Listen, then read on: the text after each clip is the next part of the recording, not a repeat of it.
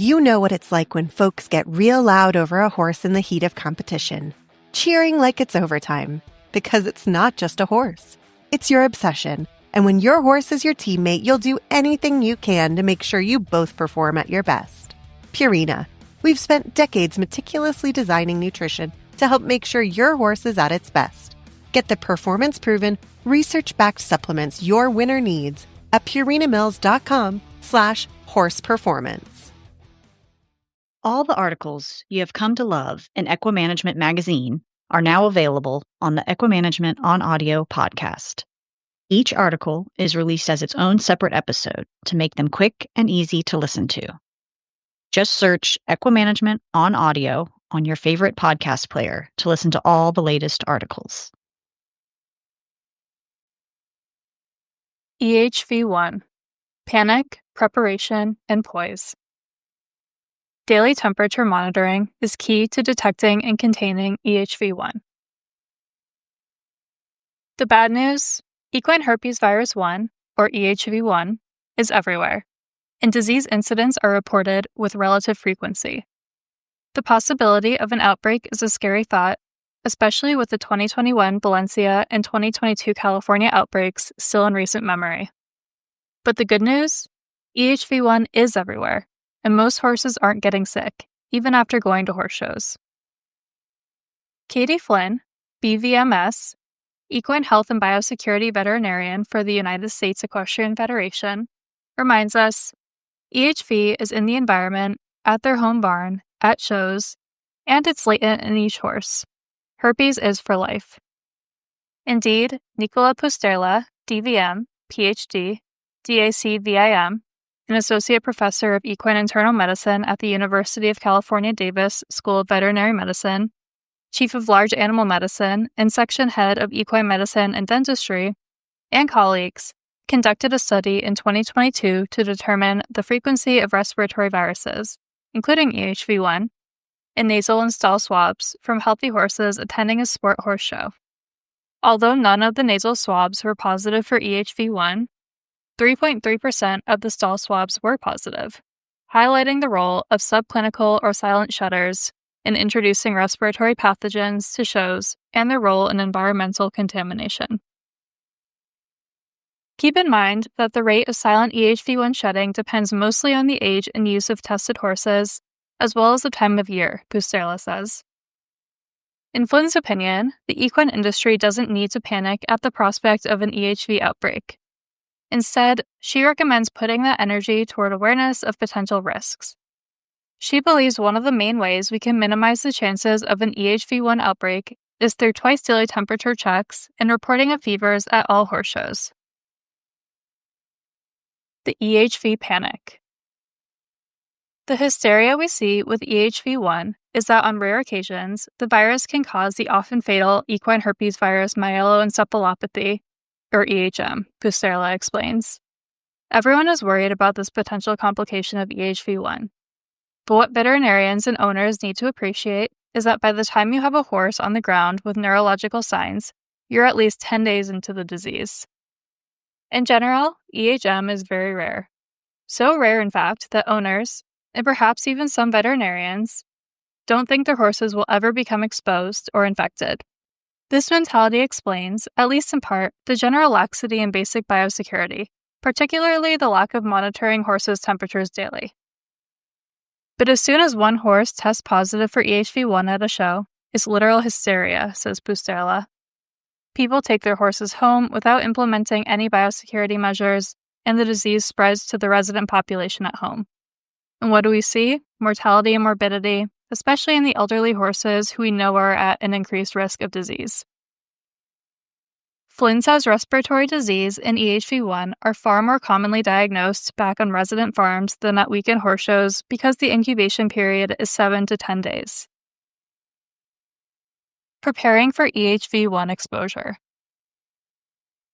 We know anytime horses commingle at shows, they're at risk of acquiring not only EHV-1, but also other respiratory pathogens, including equine influenza virus, or EIV, Streptococcus equi subspecies equi, equine rhinitis A/B viruses, and equine herpes virus 4. Flynn says ways veterinarians can work with their clients to keep horses healthy at shows include ensuring the horse is up to date on vaccinations, including EHV-1 and EIV, within 6 months prior to showing. Completing a declaration of health stating the horse has not had a temperature above 101.5 degrees Fahrenheit in the previous 3 days and has no signs of illness. Directing owners to take rectal temperatures twice daily while on the showgrounds and voluntarily reporting any spike in fever. Flynn also advises being cognizant of how and when respiratory viruses like EHV-1 can spread at the show. For example, we know nose-to-nose contact is one mode of transmission. One of my biggest pet peeves is when someone wipes multiple horses' noses right before they go into the show ring with the same rag, she says. Why are we sharing these? We don't share used tissues. And depending on the discipline and venue, some horses are tied very closely to one another outside the arena, permitting nose-to-nose contact. Most of the time, however, EHV-1 is spread by indirect transmission, says Pusterla. Equipment, tack, farriers, veterinarians, groomers, breeders, and other humans traveling from one horse to the next with limited cleaning between. Facing a fever. In addition to taking horses' temperatures twice daily, owners must be prepared and committed to actually reporting any fever above 101.5 Fahrenheit to show management and the competition veterinarian. Temperature taking, Flynn says, is a major means of controlling the spread of respiratory disease, particularly EHV-1, at shows. And this is where she says she meets the most pushback. If the owners would just recognize the first spike in temperature and remove the horse from the general population, we would be much farther ahead in preventing disease transmission, Flynn says. Primary equine practitioners can help improve biosecurity at shows by educating clients about the importance of taking daily temperatures and knowing a horse's baseline temperature rather than relying on how the horse looks or behaves as an indicator of disease. In addition to rectal temperatures, various percutaneous thermal sensing microchips are available that might be easier for owners to use, facilitating the temperature taking and habit changing process. Pusterla further reminds primary practitioners that we shouldn't be married to the threshold of 101.5 Fahrenheit. What owners really need to know is each individual horse's baseline temperature, their normal, reproducible, non-exercise temperature. And if it becomes elevated to a fever, call the veterinarian, he says. Even if it's a temporary fever, call the veterinarian, Pusterla asserts. If the fever goes away, owners still have an obligation to isolate that horse for 7 to 14 days because we don't know what the fever was from. We can't just assume it was a non-contagious, self-limiting condition. This holds particularly true for horses on non-steroidal anti-inflammatory drugs. It's ill-advised to simply go by the threshold of 101.5. Instead, we must look at the temperature trend for that horse. Temperature is a very reliable indicator of infection, and it is important for veterinarians to educate their clients on this fact, says Pusterla. Poise and grace in the EHV space. In the face of fever, immediately segregate horses and test for respiratory pathogens. But recall that shedding of the EHV-1 virus might not occur in synchrony with the fever. According to Merck biosurveillance data, only about 1/3 out of 100 horses with a fever and respiratory signs will have a detectable pathogen, leaving 2/3 of index cases negative, Pusterla explains. But they could still be index cases. We've just either tested too early or too late. We then need to make clinical decisions about how to proceed with that horse based on both the PCR results and the horse's clinical condition. At the Desert International Horse Park in Thermal, California, home to 2,100 to 2,800 horses per day during horse show season, Pusterla says logging temperatures twice daily is expected from all owners. In cases of fever, horses are moved to a holding barn where a point-of-care PCR test provides immediate EHV-1 results. Even if test results are negative, the horse is not released.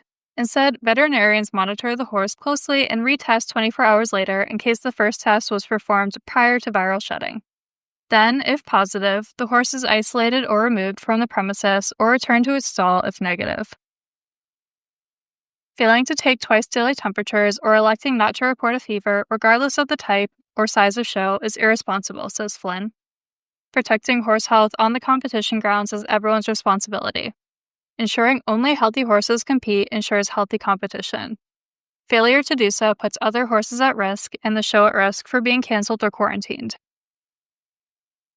Being prepared when returning from a horse show is equally important as the preparation and precautions at the show. In a perfect world, every horse that comes home should be isolated for 21 days, advises Pusterla. Why would we take all these precautions at the show, then stop taking them at home? Testing for respiratory pathogens. Before PCR, testing for respiratory pathogens wasn't popular, largely because the turnaround time was long. With PCR techniques, however, we have rapid, accurate, and widely available testing capabilities, making it much more appealing. Testing might be available to some clients through the Merck Animal Health Equine Respiratory Biosurveillance Program, a program for clinics using Merck Animal Health equine vaccines. If participating veterinarians have a horse with clinical signs of nasal discharge, cough, or lethargy, and a temperature of 101.5 Fahrenheit or higher, they can submit a nasal swab and purple top blood tube to Pusterla's laboratory at UC Davis. The lab tests for EHV-1, EHV-4, EIV, Streptococcus equi subspecies equi, and ERAV, ERBV, and it provides results within 24 hours. Veterinarians can also submit samples to a commercial veterinary diagnostic laboratory. Some owners are hesitant to test for various reasons, including cost constraints or the downside of having to skip a show or be quarantined at home should the test be positive for EHV-1. Further, some owners have the impression that treatment is simply supportive regardless of the underlying cause, begging the question, why bother? Treatment can be generic for some respiratory pathogens, but when dealing with EHV-1, owners of horses in high-risk populations may not want to take the chance, risk the spread of disease, and elect to actively treat with antiherpetic drugs. A lot of people will do this these days, Pusterla says. Respiratory research. Information from samples submitted through the biosurveillance program provides the horse industry with an understanding of the prevalence and epidemiology of respiratory pathogens and helps monitor circulating strains throughout the country. Using this data, Pusterla has published several studies on the detection and prevalence of common respiratory pathogens in equids. He has also conducted extensive research on respiratory pathogens, specifically environmental detection of EHV-1. He is currently conducting a pilot study on testing horse trailers for EHV-1. Further, Let's Go Ring, DVM, DACVIM, DECEIM, professor and Lucille Wright Markey Endowed Chair in Equine Infectious Diseases at the University of Kentucky's Maxwell H. Gluck Equine Research Center, is conducting a study on developing and validating an airborne pathogen surveillance method to detect EHV-1 early during equestrian events. He anticipates presenting this data at the ACVIM Forum in Louisville, Kentucky in June 2025. I believe that the most relevant point from the various studies is that silent shedding happens and is one of the ways EHV-1 builds up in the environment and can spill over to susceptible horses, says Pusterla. Because the environment takes the burden of respiratory pathogens and such viruses, bacteria can survive in the stall for a few days, it is important to impose proper biosecurity and hygiene at home and anytime horses go to shows. Concluding thoughts. EHV-1 is ubiquitous and can resurge in almost any horse at any time. EHV-1 is an occupational hazard. It's part of horse ownership, and this means that we sometimes have to skip going to shows if the horse has a fever or leave a show early without competing, Pusterla says. Flynn, who works with show management to proactively protect horses from respiratory illness, adds, I get a lot of pushback from people who don't think it will happen to them. If we can just recognize the first spike in temperature, immediately remove the horse from the population, and not allow it to compete, we can stop the disease in its tracks and protect all horses on the grounds.